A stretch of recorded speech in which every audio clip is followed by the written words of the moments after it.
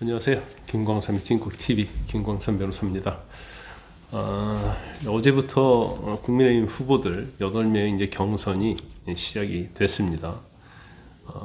그런데 이제 경선 주자들이 전부 다 왜 내가 대통령이 되어야 하는가에 대해서, 내가 왜 국민의힘 후보가 되어야 하는가에 대해서 얘기를 하는데, 이구동성으로 이제 공통된 점이 있어요. 이재명을 이길 수 있는 후보다, 이런 얘기를 하고 있어요. 그런데 사실 지금 뭐 반 이재명 빅텐트, 단일화 이런 얘기가 나오고 있는데, 결론적으로 말씀드리면 반 이재명 빅텐트 이런 것만 가지고는 사실은 이번 대선은 이제 승리할 수 있다, 이렇게 봅니다. 왜 그러는 건지. 빅텐트는 이제 단일화 가지고는 이재명 전 대표를 이길 수 없다. 그리고 단순히 전과랄지 이것 가지고 흔들 수는 없다. 그 이유에 대해서, 왜 그런가에 대해서 제가 설명을 드리고, 그러면 어떻게 가야지 이재명 전 대표, 이재명 후보를 이길 수 있느냐, 그런 부분에 대해서 제가 오늘 좀 말씀을 드리려고 합니다. 지금 말씀드리는 것은 저의 전적인 개인적 의견입니다. 제가 한덕수 권한대행에서 최근에 상당히 유튜브 영상을 많이 올렸어요. 그런데 언론의 주목을 많이 받고 있고, 그 다음에 뭐 여론이 상당히 좋게 나오기 때문에 제가 소개를 한 것이지, 제가 한덕수 권한대행을 지지하는 건 아닙니다. 앞으로 대선에 있어서 어떤 히든카드도 될 수 있는 것을 말씀을 드리는 거지. 경우에 따라서는 제가 뭐 마찬가지죠. 한동훈 전 대표에 대한 소개, 한덕수 권한대행에 대한 소개, 뭐 김문수 후보에 대한 소개, 이런 것들이 이제 전체적으로 우리 보수층의 이제 후보에 대한 판단을 말씀드린 거고, 정치적으로 이슈가 있는 것에 대해서 말씀을 드리는 거예요. 그래서 그 부분은 오해가 없으시길 바라고, 일단 뭐 오늘 동영상 시청하시기 전에 구독과 좋아요, 알림 설정을 부탁을 드리고, 댓글까지 달아주시면 뭐 제가 생각하는 것이 또 잘못 생각할 수도 있어요. 그러면 여러분의 생각이 사실은 제 머릿속에 들어와서 제가 이제 방송이랄지 여러 가지 하는데 많이 도움이 됩니다. 그래서 댓글을 많이 달아주시면 감사하게 생각합니다. 제가 아까 말씀드린 것처럼 단순히 지금 이재명 대표와 싸움이, 이재명 전 대표와 싸움이다. 이재명만 이기면 된다. 왜? 이재명 후보는 정과 사범의 5개 재판으로 재판받고 있다.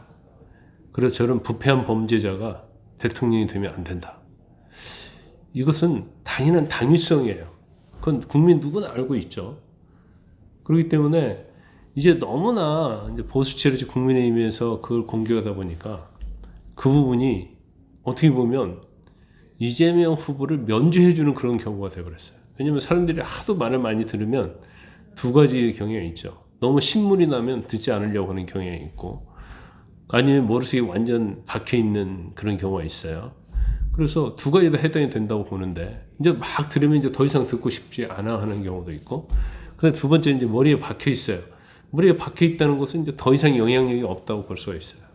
그렇기 때문에 단순히 이재명 후보의 어떤 전과, 그다음에 이전에 어떤 뭐 친형 강제 위반, 형수에 대한 욕설, 그리고 굉장히 말 바꾸기 뭐 수없이 한 거, 그다음에 뭐 기본적인 어떤 포퓰리즘, 뭐 기본소득이랄지, 이제 그런 것만 가지고는 이번 대선은 필패한다, 저는 그렇게 봅니다. 그래서 일단 뭐 정과에 대해서도 지금 5개인데 2개가 지금 무죄 나왔잖아요. 대법원 결과는 아직 안 나왔지만, 근데 그거 보고 대선을 치를 겁니까? 아니면 5개 재판인데 2개 무죄 나왔다, 이렇게 얘기할 거예요. 그렇지 않다, 이렇게 봐요. 그러니까 부정적인 요소만 가지고는 대선을 승리할 수 없다는 얘기고, 또 하나 이제 의존하는 것이 그거잖아요. 이재명을 기울어진 운동장이기 때문에 이기기 힘들다. 그러니까 큰 빅텐트를 마련해야 한다. 단일화를 해야 한다. 이거 당연히 필요하죠. 중요하죠. 이재명 후보를 이기기 위해서는. 근데 그것만 가지고는 과연 이길 수 있을까? 그럼 국민들이 수긍할까? 저는 이런 말씀을 드리는 거예요. 그러면 결과적으로 따지면 국민의힘 후보가, 아니면 단일화된 후보가 어떤 비전을 제시하고 어떤 걸 주장을 하고 어떤 진정성을 국민에게 설득을 시키고 국민이 믿을 수 있게 해야 하냐면, 첫 번째가 어떤 시대적인 어떤 운명, 사명감 이런 것들이 대통령을 만들 수밖에 없다는 그런 명분, 그런 걸 주한다고 봐요. 시대적인 어떤 운명이랄지 사명감, 이건 뭐죠? 일단은 현재 우리나라가 트럼프와 어떤 관세 전쟁, 통상 전쟁, 미국과 이것 때문에 엄청나게 지금 가시밭길이 예상되잖아요. 거기에 있어서 어느 정도 내가 실력을 발휘하고 어떤 대책을 가지고 있는지. 그 두 번째는 대한민국 경제가 지금 완전히 바닥 아닙니까? 자영업자도 죽겠다고 난리 아니에요. 그리고 경제의 어떤 신호가 뭐 결과적으로 따지면 마이너스 성장도 할 수 있다 이런 거잖아요. 그러면 대한민국 경제를 내가 어떻게 살릴 것인가? 내가 살리겠다고 하는 게 아니고 구체적으로 어떻게 하겠다는 그런 것들이 나머지야 하는 거고, 그 다음에 가장 중요한 것 중에 하나가 이제 통합이죠. 너무 이념적으로 나눠지잖아요. 정치적으로 너무 이념적으로 나눠졌으니까 다 정치에 대해서 신물 나는 거 아닙니까? 국회의원 보듯이 뭘 보고 정치인도 하는 얘기 듣지도 않고 좌우, 진보, 보수로 나눠져 가지고 나라가 두동강이 났어요. 그러면 이걸 어떻게 통합할 것인가?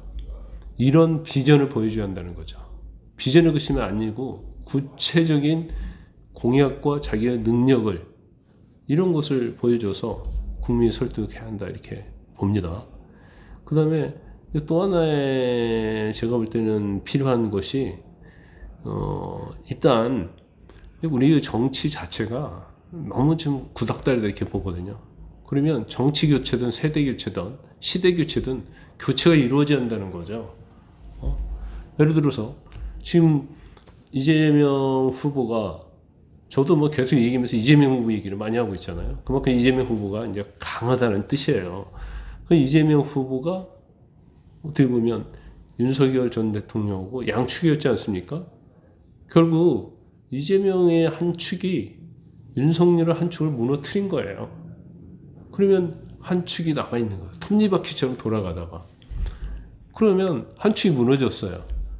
그러면 이재명 축도 무너지는 게 사실은 맞죠. 정치적으로 맞고 정의로운 차원에서 맞고. 그렇기 때문에 결과적으로 따지면 윤 전 대통령이 무너지면서 이재명은 구태가 된 거예요. 청산의 대상이 된 거죠. 그러면 이런 시대적, 세대적 정치의 교체에서 누가 책임자인가를 보수 후보에서 나와야 하는 거예요. 이건 뭐 제가 볼 때는 나이와도 상관이 있을 수 있고 여러 가지 상황이 전제가 될 수 있다고 이렇게 봐요.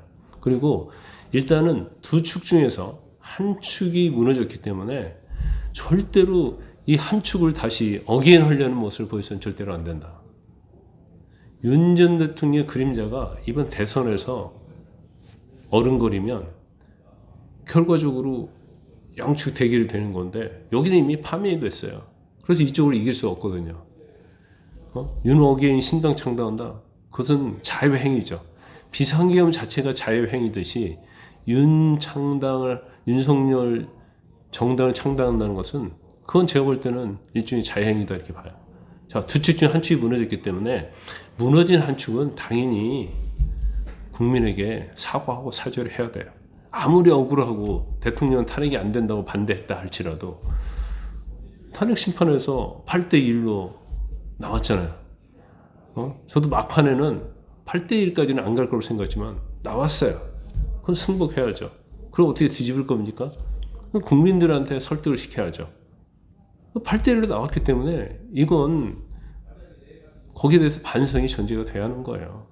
그걸 전제로 하지 않고 뭐 윤 전 대통령 뭐 창당을 한다랄지, 그 다음에 경선 과정에서 뭐 윤심이 누구냐랄지, 네가 탄핵을 찬성했냐 반대했냐 이런 얘기를 가지고 어떻게 이번 대선에서 승리할 수 있겠습니까? 저는 절대 아니다고 봐요. 제가 아까 양축 중에서 한쪽이 남은 구태세를 체결해야 한다고 했잖아요. 노무현, 정몽주 단일화가 전형적인 그런 케이스입니다. 그 당시 노무현은 지지도 안 나왔잖아요. 이일창이 대세였어요. 이일창이 다 대통령 된다고 생각했거든요. 국회의원들 다 줄 섰어요. 언론도 다 이일창 대세를 이고 지지도가 압도적이었죠. 그렇지만 결과적으로 노무현, 정몽준이 단일화하면서 노무현이 되면서 이회창이 구태가 돼버린 거거든요. 그래서 바람이 분 거예요. 구태 척결 바람. 이휘창 같이 나이 먹고 기득권이고 이런 사람은 척결해야 한다는 그러한 어떠한 컨센서스 여론 자체에 의해서 결과적으로 이긴 것이다 이렇게 볼 수가 있습니다. 그래서 일단 우리가 물론 단일화도 굉장히 중요하고 빅텐트도 일부 중요할 수 있죠. 그렇지만 가장 중요한 것은 누가 현 시대적 상황을 극복할 수 있는 가장 적임자인가, 그리고 세대교체, 정치교체 이런 것들, 또 누가 보수의 후보가 됐을 때 이재명 후보가 구태가 돼버릴 수 있는지, 이런 상황이 고려돼야만이 이번 대선에서 해볼 만한 싸움이다. 저는 그렇게 봅니다.